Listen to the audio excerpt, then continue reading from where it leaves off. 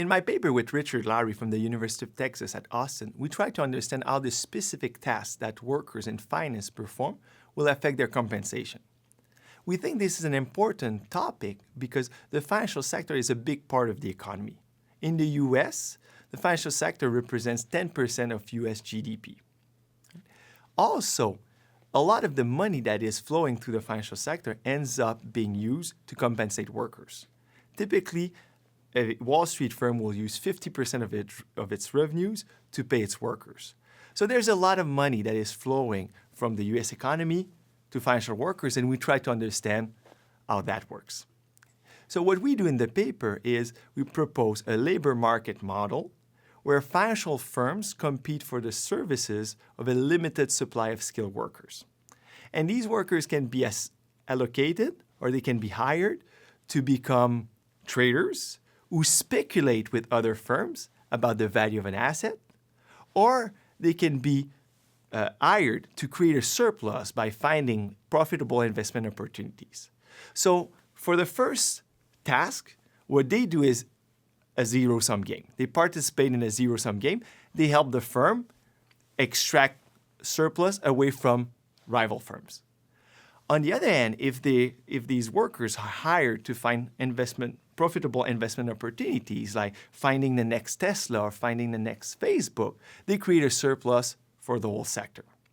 And we show in this paper that the externalities that these workers impose on other firms will affect their compensation.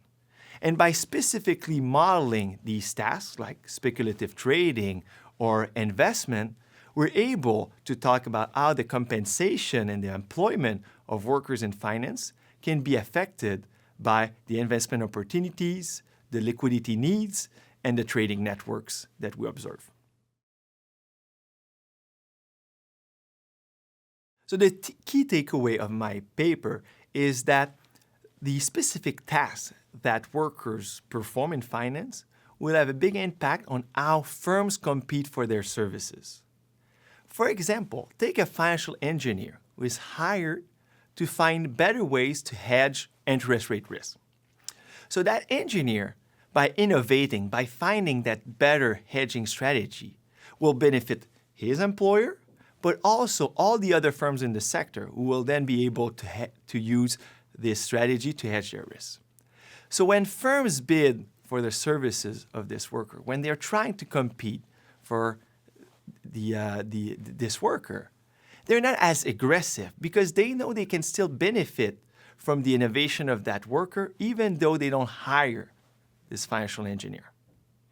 Now take a speculative trader whose job is to take advantage of other financial institutions, right?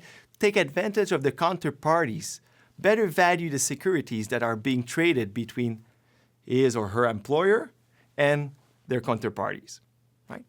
Now, acquiring the expertise of this trader is very important because instead of gaining, say, $5 million by better valuing the securities that are about to be traded, the firm might lose $5 million to the firm that employs this trader.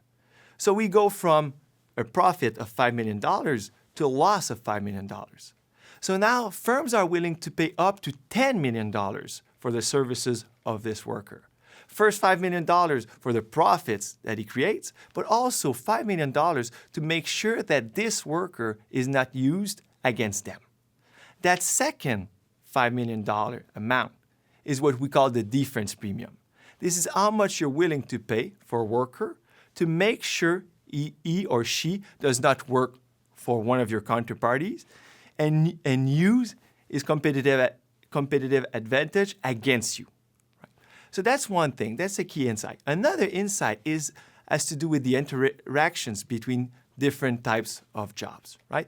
Think of a situation where a firm's counterparties hired a lot of traders, a lot of good traders. And these traders are able to trade or value the securities that your financial engineers have created. What that means is if you hire financial engineers, you're going to lose a lot of the surplus that these financial engineers create to other firms because they have good traders. So what that means is that in equilibrium, your financial engineers will earn less if other firms have hired a lot of smart speculative traders.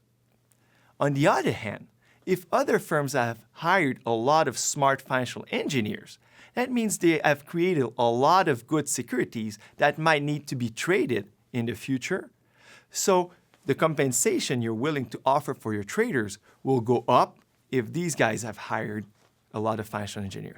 So not only are two traders who might have this very similar skills, not only are they paid differently, but also the compensation of one type of worker will be affected greatly by how many workers of a different type are hired by rival firms. First, we find that high compensation for financial workers might arise in cases where only a few firms are competing for their services. Right? When there's only a few firms in the sector trading securities, only a few of them can hire these traders. So in most models, you will say, well, that's bad for the workers, lower compensation when there's less demand for their services. But since a lot of the compensation that we observe in our model comes from the externalities, it actually helps the traders to have few firms trading or competing for their services. And the reason is that if there are only a few firms, then the externalities are greater and the defense premium is greater, leading to high compensation for traders. The opposite can be said about these financial engineers. If there are very few firms that are looking to hire these financial engineers, the externalities that they impose on these firms are big, and therefore there's very little compensation for them. Their compensation is low. Okay? Now, there's the other surprising fact too, and it is that when there's more entry in the financial sector, when there are more workers who want to work in finance, we might have the average compensation paid to these workers go up. And the reason has to do with the allocation of workers, how workers are assigned to different tasks. Take the extreme example where a firm first needs to hire a financial engineer to design a security, and then everyone else that this firm hires will end up being assigned to the trading task, to speculative trading. So now if there's only one worker being employed by that firm, that one worker is a financial engineer, okay, and earns the lower compensation. But then everyone else afterwards starts making more money because these new workers that are hired by the firm are imposing negative externalities on the firm. So we start with only one worker making a low salary, and we keep adding more workers who benefit from this defense premium. Overall, as the supply of, or as the number of workers increases, we have higher average compensation. Our model helps us understand a few recently documented empirical facts about compensation in finance. First, we know that top Wall Street firms tend to pay their interest rate option traders about twice as much as they pay their foreign exchange option traders. This could be puzzling if you only thought about the skills that these guys bring to the table, but our model highlights the role that trading concentration can play for this difference, right? The interest rate option market is a lot more concentrated than the foreign exchange option market. Therefore, we should observe that the traders of interest rate options should earn a higher defense premium and a higher compensation than foreign exchange option traders. The other thing that our model helps us understand is why we've seen in recent decades an increase in the average compensation in finance despite the many people who have entered this sector. So we have a lot of graduate students or undergraduate students who enter the market, yet the compensation keep going up. The last thing is kind of a more broader takeaway, and it has to do with the fact that our model highlights how compensation might not necessarily be linked with the social value that is created by a worker or by a task. So some tasks might be underpaid, undercompensated, like financial innovation, and some tasks might end up being overpaid or overcompensated in equilibrium, tasks like speculative trading. And this might help people understand how to better regulate or better think about the compensation that is offered in the market. We carefully consider the tasks that financial workers perform for their firms.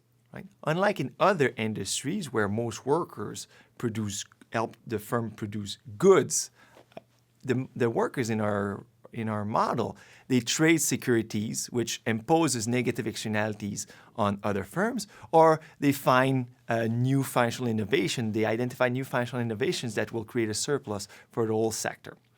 And the fact that we model these interactions among firms allow us to uncover the effect of externalities on compensation.